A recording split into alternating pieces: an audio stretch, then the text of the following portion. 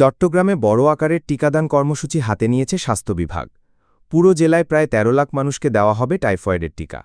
শিশু ও কিশোরদের পাশাপাশি ঝুঁকিপূর্ণ এলাকাগুলোকে বিশেষভাবে গুরুত্ব দেওয়া হচ্ছে। এ বিষয়ে বিস্তারিত জানাচ্ছেন চট্টগ্রামের সিভিল সার্জন ডাক্তার জাহাঙ্গীর আলম। আমি doctor Jahangir Alam, civil surgeon Chittagong.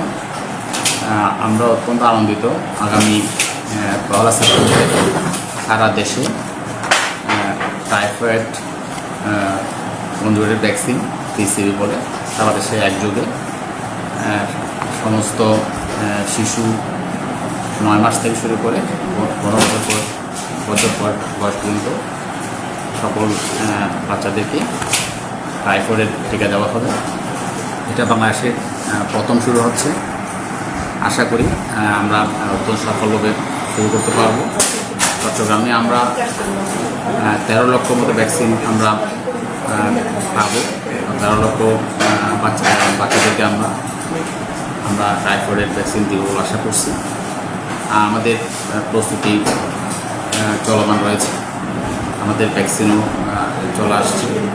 আমরা আমাদের প্রত্যেক জেলার মধ্যে প্রত্যেক উপজেলায় আমরা আমাদের যে মাইক্রো প্ল্যান করা, রেজিস্ট্রেশন করা এবং বিভিন্ন প্রশিক্ষণ প্রোগ্রাম করা সবগুলো আমরা শুরু করেছি। এবং আমাদের স্বাস্থ্য সহকারী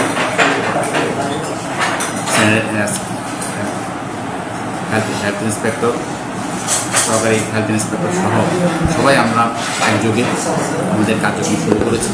আমাদের ডেপুটি সিভিল সার্জন, আমাদের MOCS, MODC সহ সবার সম্মিলিত প্রচেষ্টায় এবং সার্ভিলেন্স মেডিকেল অফিসার সহ সবাই মিলে আমরা সম্মিলিতভাবে আশা করি আমরা আমাদের এই কার্যক্রমকে আমরা সফলভাবে সম্পন্ন করতে পারব। আমাদের